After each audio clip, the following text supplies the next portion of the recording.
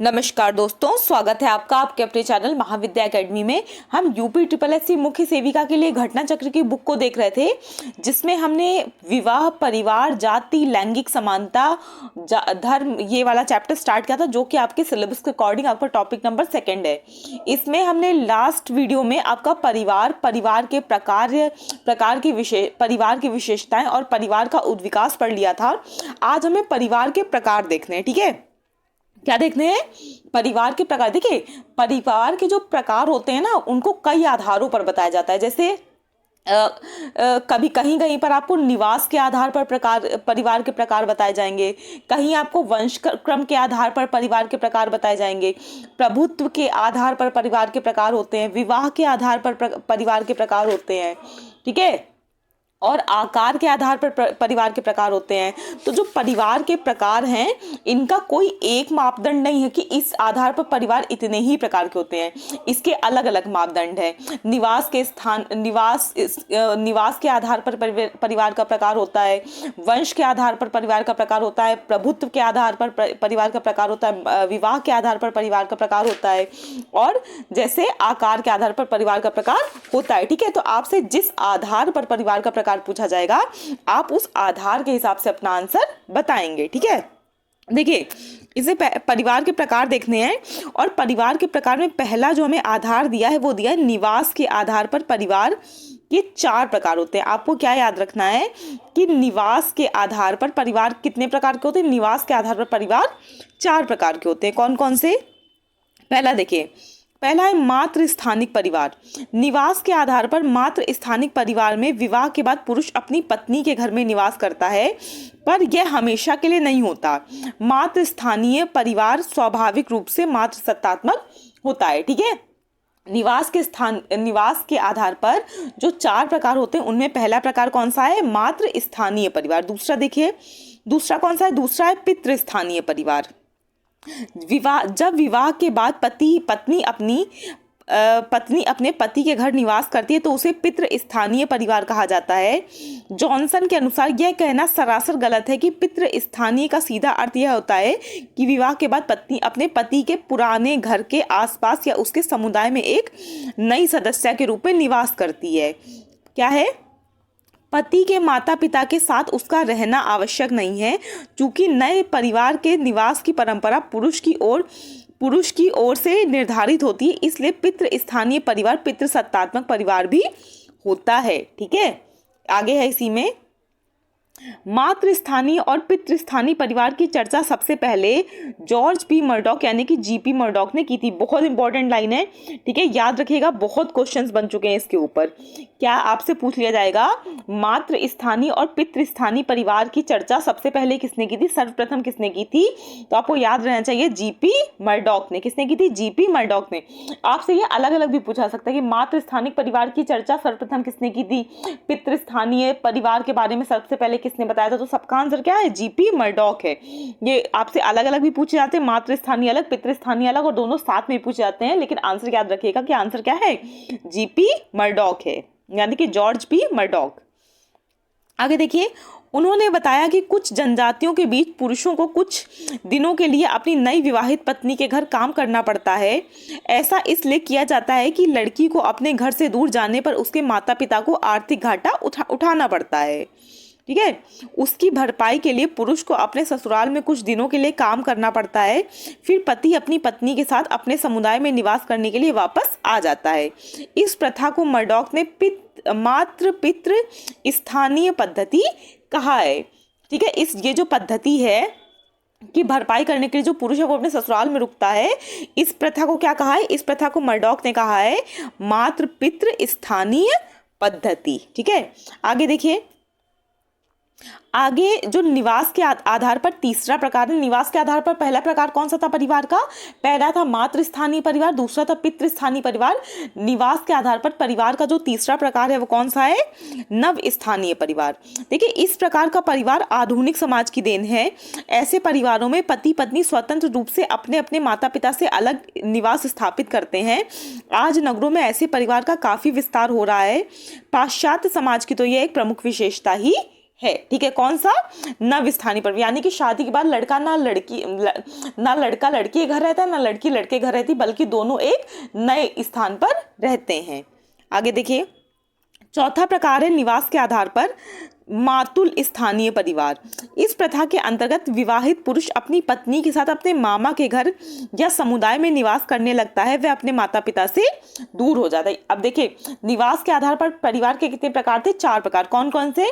मातृ स्थानीय परिवार, पितृ स्थानीय परिवार, नव स्थानीय परिवार और मातुल स्थानीय परिवार। मातुल स्थानीय परिवार में क्या होता है? जो लड़का होता है शादी के बाद अपने मामा के घर या अपने समुदाय में रहने लगता है, यानी अपनी माता पिता से दूर रहता है। देखिए, परिवार के प्रकार का दूसरा आधार क्या हो सकता है? परिवार के प्रकार का दूसरा आधार होता है वंशक्रम। वंशक्रम के आधार पर परिवार के 2 प्रकार होते हैं। आपसे पूछा सकता है कि वंशक्रम के आधार पर परिवार के कितने प्रकार होते हैं? तो वंशक्रम के आधार पर परिवार के 2 प्रकार होते हैं। कौन कौन से?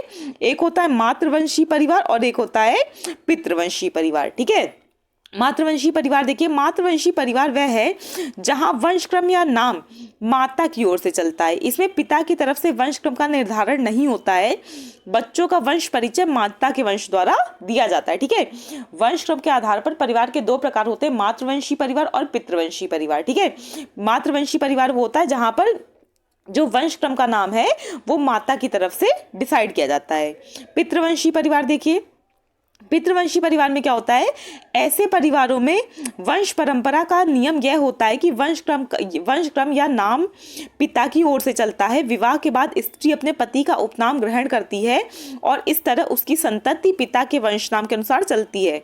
ऐसे परिवारों को पितृवंशी परिवार कहा। आपने देखे नॉर्थ इंडिया में क्या है, जो पितृवंशी परिवार है यही देखने को मिलते हैं। ठीक है, तो पितृवंश वंशक्रम के आधार पर कितने प्रकार हैं परिवार के? वंशक्रम के आधार पर 2 प्रकार हैं, मातृवंशी परिवार और पितृवंशी परिवार। मातृवंशी परिवार जिसमें जो वंशक्रम का निर्धारण है वो माता की तरफ से होता है।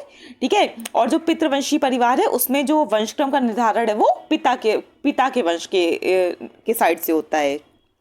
तीसरा देखिए, परिवार के प्रकार का जो तीसरा आधार है प्रभुत्व के आधार पर। ठीक है, देखिए प्रभुत्व के आधार पर परिवार के कितने प्रकार हैं? 2 प्रकार हैं। ठीक है, कौन कौन से?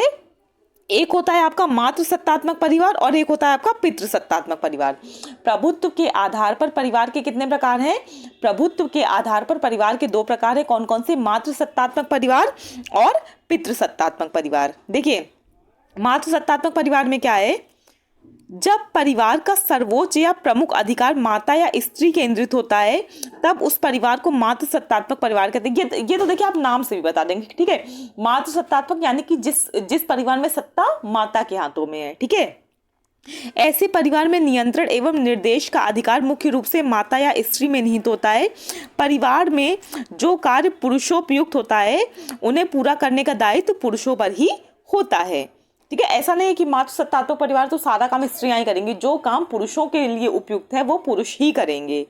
आगे देखिए, दूसरा इसका प्रकार है कौन सा? पितृसत्तात्मक परिवार। जब परिवार का सर्वोच्च अधिकार पिता या पुरुष केंद्रित होता है तब ऐसे परिवार को पितृसत्तात्मक परिवार कहा जाता है। दुनिया के अधिकांश समाजों में पितृसत्तात्मक परिवार ही सबसे ज्यादा प्रचलित है। आपने देखा भी होगा। ठीक है, जो पितृसत्तात्मक परिवार है वो सबसे ज्यादा एग्जिस्ट करते हैं। ठीक है, पितृसत्तात्मक परिवार यानी कि जिस परिवार में सत्ता पिता के हाथों में हो। ठीक है, आगे देखिए, जो चौथा आधार है परिवार के प्रकार का वो क्या है? विवाह के आधार पर परिवार के जो प्रकार हैं वो 2 हैं। ठीक है, विवाह के आधार पर परिवार के 2 प्रकार होते हैं। कौन कौन से? एक विवाही परिवार और बहुविवाही परिवार। ठीक है, तो एक विवाही परिवार कौन सा है? एक विवाही परिवार में देखिए, एक विवाही परिवार उस परिवार को कहते हैं जिसका निर्माण एक पुरुष और एक स्त्री के वैवाहिक संबंधों से होता है। उनके अविवाहित एवं आश्रित बच्चे भी रह सकते हैं या नहीं भी रह सकते हैं। ऐसे परिवार का मुख्य आधार एक पुरुष से एक स्त्री का विवाह करना ही है। दोनों में से किसी एक की मृत्यु होने पर दूसरा पक्ष पुनः विवाह कर सकता है अथवा तलाक द्वारा विवाह संबंध विच्छेद के बाद ही दोनों पुनः नया जीवन साथी चुन सकते हैं।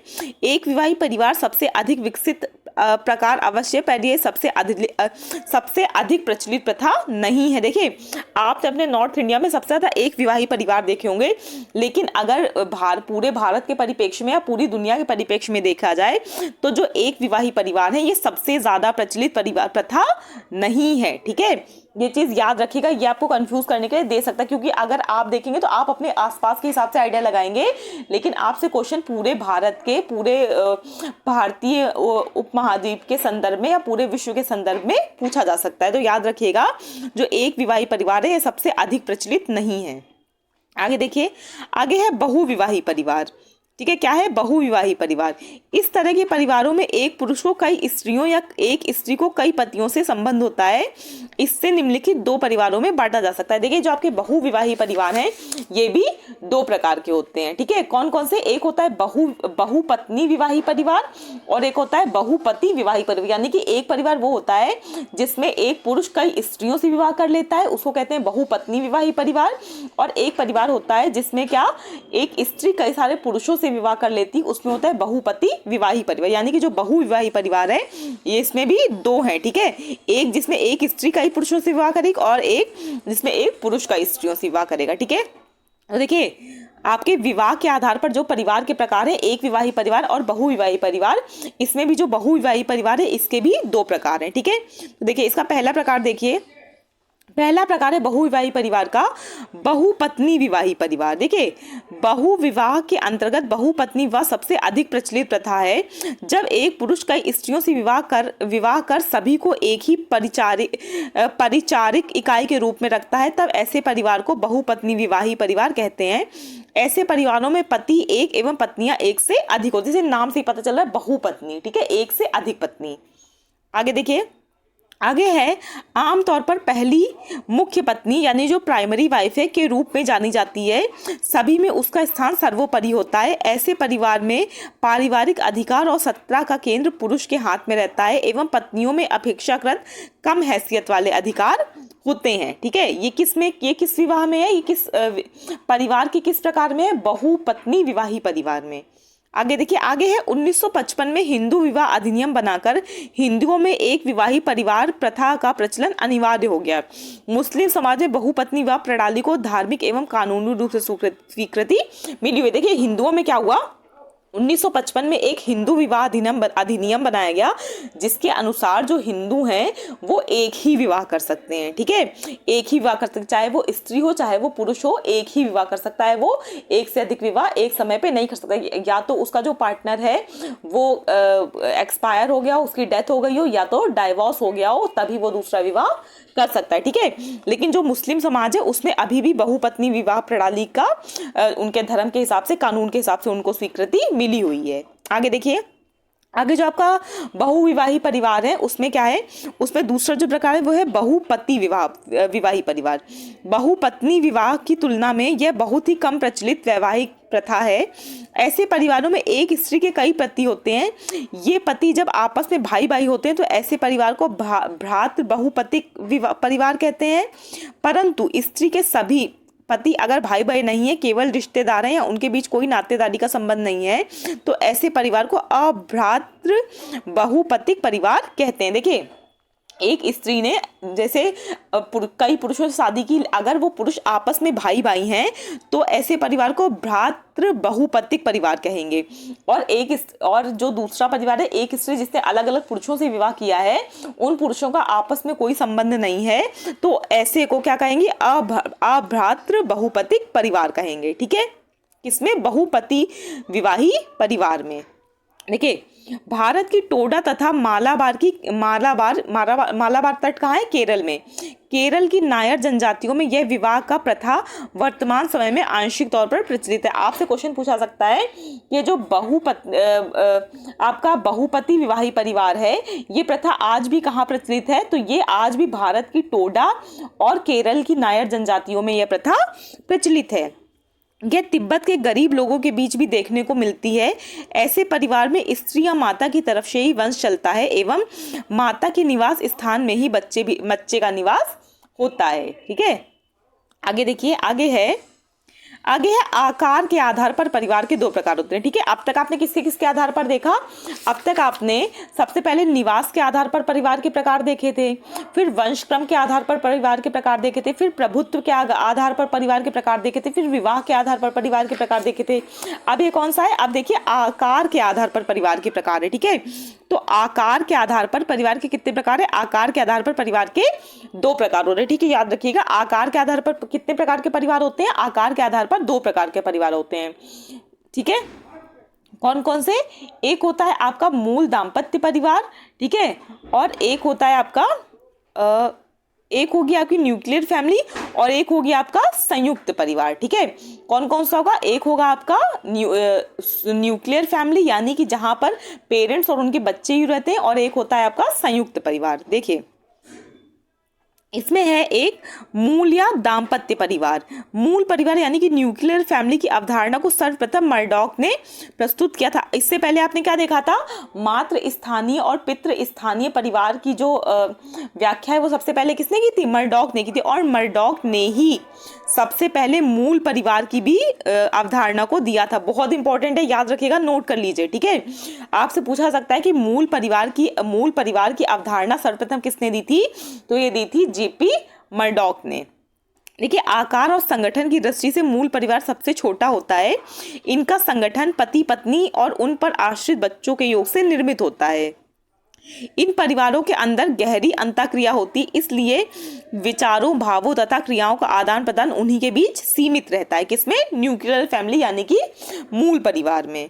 देखिए मूल परिवार का सबसे छोटा स्वरूप है। इसमें मात्र दो ही प्रकार के लोग होते हैं, पति पत्नी और अविवाहित बच्चे। यानी कि मूल परिवार में कौन कौन होता है? एक कपल है और उसके बच्चे हैं जो 18 साल से कम या अविवाहित हैं। ठीक है, मूल परिवार का मुख्य आधार विवाह होता है, इसलिए मूल परिवार को बहुत लोगों ने दाम्पत्य परिवार भी कहा है। आपसे पूछा जा सकता है मूल परिवार का अन्य नाम क्या है? तो याद रखिएगा मूल परिवार का अन्य नाम है दाम्पत्य परिवार। मूल परिवारों में अधिक से अधिक दो ही पीढ़ियों के लोग होते हैं। मूल परिवार को वार्नर ने दो भागों में बांटा है, प्रभव परिवार और प्रजनन परिवार। ये आप आगे जब आपने विवाह वाला चैप्टर पढ़ा था, जब आपने परिवार चैप्टर पढ़ा था, जब आपने उसको स्टार्ट किया था, तब आपने ये चीजें पढ़ी थी कि प्रभव परिवार क्या होता है और प्रजनन परिवार क्या होता है। ठीक है, प्रभव परिवार वो होता है जहां पर व्यक्ति जन्म लेता है, और प्रजनन परिवार वो होता है जो परिवार इंसान प्रजनन की क्रिया के दौरान उत्पन्न करता है। ठीक है, आगे देखिए, आगे है इसमें प्रभव परिवार। अब आपको एक्सप्लेन कर दिया है कि प्रभव परिवार होता क्या है। ठीक है, देखिए प्रभव परिवार वह परिवार है जिसमें व्यक्ति जन्म लेता है। बच्चों के लिए उसके माता पिता का परिवार प्रभव परिवार कहा जाएगा। जिस परिवार को युवक और युवतियां विवाह कर स्थापित करते हैं उसे प्रजनन परिवार कहा जाता है। ये आपको ऑलरेडी बता दिया गया है। पर यदि किसी दंपत्ति को कोई संतान नहीं है तो वैसे मूल परिवार में प्रभव परिवार का स्वरूप या पहलू गौड़ होता है, तथा दोनों में से किसी एक की मृत्यु के उपरांत उस परिवार की समाप्ति हो जाती है। ठीक है, आगे देखिए, आगे है एक ही परिवार प्रभव परिवार एवं प्रजनन परिवार दोनों कहा जा सकता है, क्योंकि वर्गीकरण का आधार व्यक्ति विशेष का संदर्भ है। माता पिता के लिए उनका परिवार प्रजनन परिवार माना जाएगा, वही परिवार के बच्चों के लिए प्रभव परिवार माना जाएगा। देखिए एक ही परिवार है, ठीक है, वो माता पिता के लिए क्या है? प्रजनन परिवार है, क्योंकि उन्होंने उस परिवार को प्रजनन के द्वारा उत्पन्न किया है। ठीक है, संतानोत्पत्ति के द्वारा बनाया है। और बच्चे के लिए वही परिवार क्या है? प्रभव परिवार है, क्योंकि उन्हीं उस परिवार में उस बच्चे ने जन्म लिया है। ठीक है, आगे देखिए, आगे है मूल परिवार। न्यूक्लियर फैमिली को कुछ विद्वानों ने दो खंडों में विभक्त किया है, दाम्पत्य परिवार और समरक्त परिवार। देखिए जो आपसे पूछा सकता है कि मूल परिवार को किन दो भागों में विभाजित किया गया है, तो मूल परिवार को दो भागों में विभाजित किया गया है। तो कौन कौन सा? एक दाम्पत्य परिवार और समरक्त परिवार। ठीक, यानी कि जो आपका जो आपकी मूल परिवार है इसके दो भाग हैं। कौन कौन से? एक है आपका दाम्पत्य परिवार, ठीक है, और एक है आपका कौन सा? समरक्त परिवार। ठीक, आगे देखिए, जिस मूल परिवार के अंतर्गत पति पत्नी के संबंधों पर विशेष बल दिया जाता है उसे दाम्पत्य परिवार कहते हैं। दाम्पत्य परिवार कौन सा है? दाम्पत्य परिवार वो परिवार है जिस परिवार के अंतर्गत पति पत्नी के संबंधों पर विशेष बल होता है। देखिए इस आप नाम से भी पता चल रहा है कि दाम्पत्य परिवार। ठीक है, फिर समरक्त परिवार क्या होता है? जब किसी मूल परिवार में रक्त संबंधों पर अधिक जोर दिया जाता है तो उसे क्या कहेंगे, समरक्त परिवार। देखिए नाम से पता चल रहा है, सम रक्त यानी कि समान रक्त के लोग, सेम ब्लड के लोग, ठीक है। वो परिवार जिसमें रक्त संबंधों पर अधिक ध्यान दिया जाता है उसे समरक्त परिवार कहेंगे, और जिस परिवार में पति पत्नी के संबंधों पर विशेष जोर दिया जाता है उसको दाम्पत्य परिवार कहेंगे, ठीक है। और ये दोनों ही किस प्रकार है, ये दोनों ही है मूल परिवार के प्रकार, ठीक है। आकार के आधार पर पहला परिवार कौन सा था, पहला परिवार था आपका मूल परिवार। दूसरा परिवार कौन सा है, आकार के आधार पर, जो आपने आकार के आधार पर परिवार के दो प्रकार देखे ना, तो पहला प्रकार कौन सा था, पहला प्रकार था मूल परिवार या दाम्पत्य परिवार, ठीक है, या न्यूक्लियर फैमिली। और सेकंड आपका कौन सा है, सेकंड है आपका संयुक्त परिवार। देखिए संयुक्त परिवार क्या है, संयुक्त परिवार उस परिवार को कहते हैं जिसमें कई पीढ़ियों के सदस्यों का समान निवास के साथ साथ एक रसोई हो, जिनकी एक आर्थिक कार्य प्रणाली हो और जो परस्पर रक्त संबंधों से बंधे हों, ठीक है। ये किसका है, ये है संयुक्त परिवार का, यानी कि ज्वाइंट फैमिली का, जहां पर एक पीढ़ी से, यानी कि जिसमें आपके दादा भी रह रहे हो, आपके माता पिता रह रहे हो, आपके चाचा चाची, आपके ताऊ, ठीक है, ताऊ ताई रह रहे हो, उनके सबके बच्चे एक साथ में रह रहे हो, वो आपका क्या होगा, संयुक्त परिवार होगा, और सबकी जो रसोई है वो समान हो। आगे देखिए, आगे है के.एम. कपाड़िया और आई.पी. देसाई ने विभिन्न पीढ़ियों के एक साथ रहने का अर्थ यह लगाया है कि उनके बीच पारस्परिक संबंध में आत्मीयता एवं प्राथमिक भावनाओं की गहराई हो। कपाड़िया ने इसे पीढ़ियों की गहराई कहा है, ठीक है। याद रखिएगा, के.एम. कपाड़िया ने इसको क्या कहा है, के.एम. कपाड़िया ने इसको पीढ़ियों की गहराई यानी कि जनरेशनल डेप्थ कहा है। आगे देखिए, आगे है ऐसे परिवार में दादा दादी, चाचा चाची तथा चचेरे भाई बहनों जैसे कई पीढ़ियों के लोग एक साथ रहते हैं। संयुक्त परिवार की पूरी सत्ता परिवार के मुखिया में केंद्रित होती है, जिसे कर्ता कहा जाता है। कर्ता पूरे परिवार का एकाधिकारी होता है। आपसे पूछा सकता है कि परिवार के संदर्भ में कर्ता कौन होता है, ठीक है, कर्ता कौन है, तो परिवार के संदर्भ में संयुक्त परिवार में जो सबसे मुख्य इंसान होता है, यानी कि जो परिवार का मुखिया होता है, उसको क्या कहते हैं, कर्ता कहते हैं, ठीक है। और कर्ता ही है जो पूरे परिवार का क्या होता है, एकाधिकारी होता है, यानी कि उसी को सबसे ज्यादा अधिकार प्राप्त होते हैं, उसको मतलब क्या, हर डिसीजन लेने का अधिकार जो मुखिया है, जो कर्ता है, उसके पास होता है। आगे देखिए, आगे है जिमरमैन ने 3 प्रकार के परिवार की चर्चा की है, ठीक है। संयुक्त परिवार के अंतर्गत भी जो जिमरमैन है उसने 3 प्रकार के परिवार बताए। कौन कौन से, जो जिमरमैन है, ठीक है, आपसे नाम सहित आपसे पूछा सकता है कि संयुक्त परिवार को 3 भागों में किसने बांटा है, तो जिमरमैन ने संयुक्त परिवार को 3 भागों में बांटा है, ठीक है। कौन कौन से 3 प्रकार है, एक है न्यासिता परिवार, ठीक है, दूसरा है आपका अति लघु परिवार, ठीक है, और एक है आपका घरेलू परिवार, ठीक। कौन कौन सा है, एक है आपका न्यासिता परिवार, एक है अति लघु परिवार और एक है घरेलू परिवार। और ये तीनों ही किसके प्रकार है, ये तीनों ही आपके संयुक्त परिवार के प्रकार है। और ये बताएं किसने 3 प्रकार, ये बताएं आपके जिमरमैन ने। देखिए इसमें पहला है न्यासिता परिवार। जब किसी परिवार के अंतर्गत व्यक्तिगत स्वार्थ की तुलना में समस्त परिवार का स्वार्थ सर्वोपरि हो जाता है तो ऐसे परिवार को न्यासिता परिवार कहा जाता है। न्यासिता परिवार में उसके सदस्यों की स्थिति एक न्यास की होती है, यानी कि चैरिटी की, यानी कि परिवार में जो भी चीजें हैं वो सबकी बराबर है, ठीक है। जहां पर लोग अपना स्वार्थ ना देकर सबसे पहले क्या देखते हैं कि सबसे पहले परिवार के लिए क्या सही होगा, ये चीजें देखते हैं, उस परिवार को क्या कहते हैं, न्यासिता परिवार कहते हैं, ठीक है। आगे है परिवार के स्वार्थों की रक्षा की जिम्मेदारी सभी सदस्यों पर होती है। परिवार की भलाई, स्वार्थ की पूर्ति या उसकी प्रतिष्ठा को बनाए रखने या बढ़ाने की जिम्मेदारी परिवार के सभी सदस्यों की होती है। व्यक्ति का निजी स्वार्थ गौड़ होता है, उसे अपने स्वार्थ से ऊपर उठकर परिवार के स्वार्थ की बात सोचनी होती है। किसका प्रकार है, ये है न्यासिता का परिवार, न्यासिता परिवार, ठीक है, जिसमें व्यक्ति अपने बारे में ना सोचकर पूरे परिवार के बारे में सोचता है और परिवार के विकास और प्रोग्रेस की जो जिम्मेदारी है वो सभी की होती है। आगे देखिए, आगे जो संयुक्त परिवार का जो दूसरा प्रकार बताया है जिमरमैन ने वो कौन सा है, ये है अति लघु परिवार, ठीक है। इसमें क्या है, इसमें है जब परिवार के सदस्यों का अपना स्वार्थ सर्वोपरि हो जाता है तो उसे अति लघु परिवार कहा जाता है। देखिए जब क्या है, व्यक्ति सोच रहा है अरे हम सबके बारे में नहीं सोच, जो मेरे लिए सही है हम वो करेंगे, ठीक है, तो ये क्या है, ये अति लघु परिवार होता है। इसे व्यक्तिवादी परिवार भी कहा जाता है। जो आपका अति लघु परिवार है इसको व्यक्तिवादी परिवार भी कहा जाता है, क्योंकि इसमें जो सदस्य हैं वो अपना हित सबसे पहले देखते हैं, क्योंकि इसमें व्यक्ति विशेष का स्वार्थ ही परिवार का स्वार्थ माना जाता है।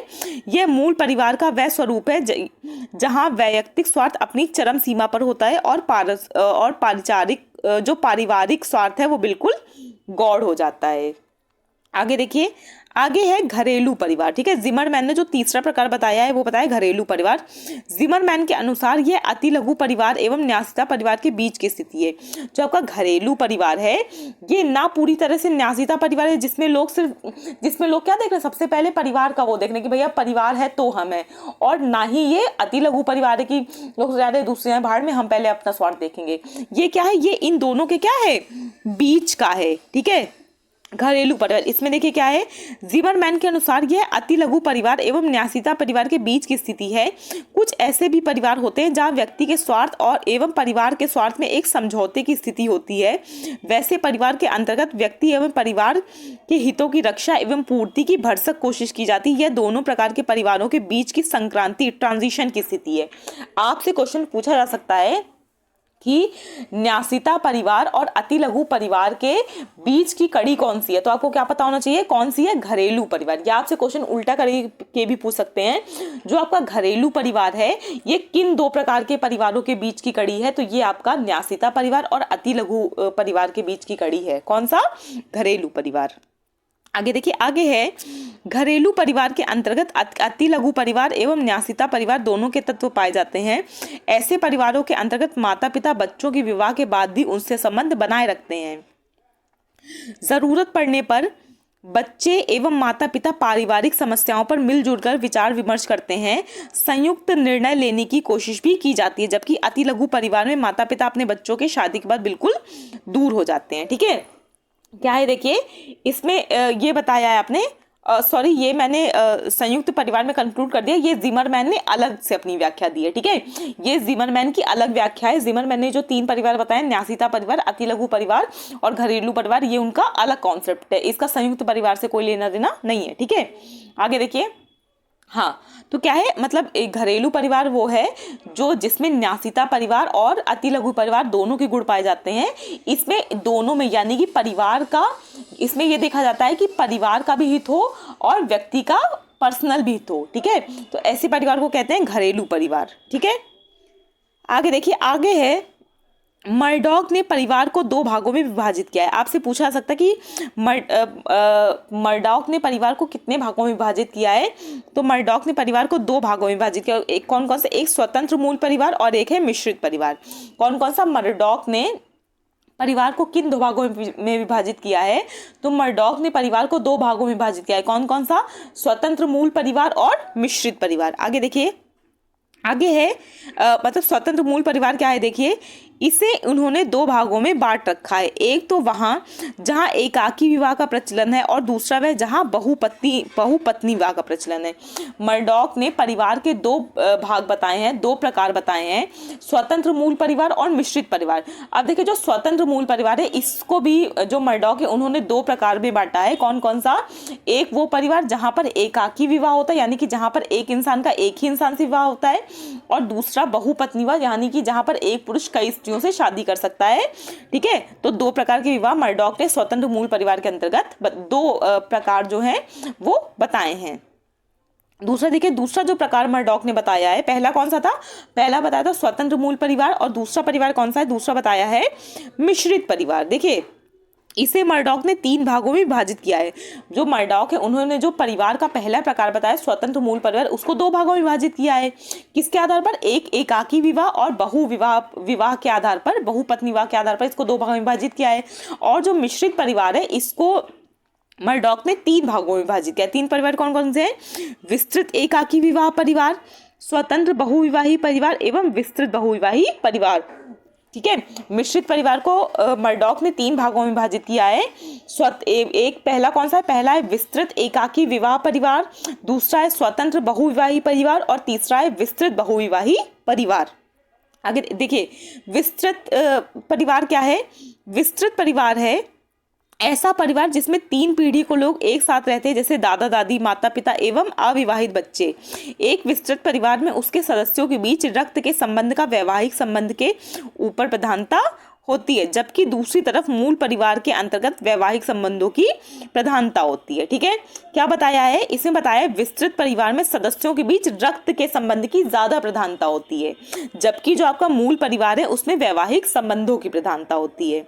आगे देखिए, आगे है पितृसत्तात्मक विस्तृत परिवार के अंतर्गत शाखा परिवार की भी कल्पना की गई है, अर्थात शाखा परिवार विस्तृत परिवार का ही प्रमुख अंग है। इस विषय पर फ्रेडरिक लीप्ले ने इस पर काफी चर्चा की है।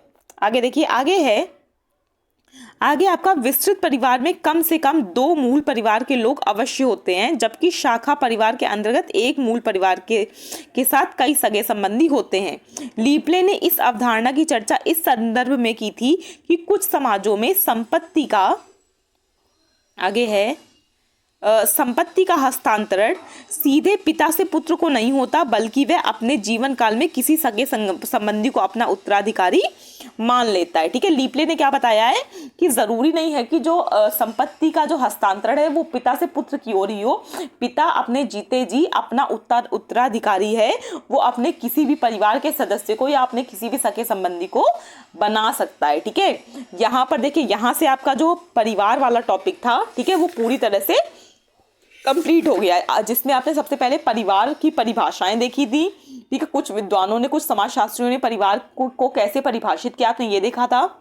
फिर आपने परिवार की विशेषताएं देखी थी, उसके बाद आपने परिवार के प्रकार देखे थे, उसके बाद आपने परिवार का उद्विकास देखा था, और आज आपने इस वीडियो में क्या देखा है? परिवार के प्रकार देखे हैं, जिसमें आपने परिवार के प्रकार के भी 5 आधार देखे। ठीक है, कौन कौन सा? एक होता है निवास के आधार पर परिवार का प्रकार होते हैं, फिर वंशक्रम के आधार पर परिवार के प्रकार होते हैं, प्रभुत्व के आधार पर परिवार के प्रकार होते हैं, विवाह के आधार पर परिवार के प्रकार होते हैं, और आकार के आधार पर परिवार के प्रकार होते हैं। ठीक है, फिर जिमरमैन ने परिवार के 3 प्रकार बताए हैं, न्यासिता परिवार, अति लघु परिवार और घरेलू परिवार। उसके बाद मर्डॉक ने भी 2 प्रकार बताए, कौन कौन से? संयुक्त मूल परिवार और मिश्रित परिवार। ठीक है, तो इसी के साथ जो आपका परिवार वाला टॉपिक था ये कंप्लीट हो गया है। हम नेक्स्ट वीडियो में ये जो आपका नेक्स्ट टॉपिक है जाति की असमानता, इससे अपना जो नया वीडियो है वो स्टार्ट करेंगे। ठीक है, तो वीडियो को कंप्लीट देखिएगा। जहां जहां पर आपको लगे कि आपको शॉर्ट नोट्स बनाने की जरूरत है, शॉर्ट नोट्स बनाते जाइए और अच्छे से रिवीजन करते जाइए। जितना ज़्यादा आप रिवीजन करेंगे एग्जाम में, आप उतना ज़्यादा अच्छा परफॉर्म करेंगे। वीडियो देखने के लिए thank you so much. Please like, share और सब्सक्राइब करना मत भूलिए। आपका सपोर्ट हमारे चैनल के साथ बनाए रखिए। Thank you.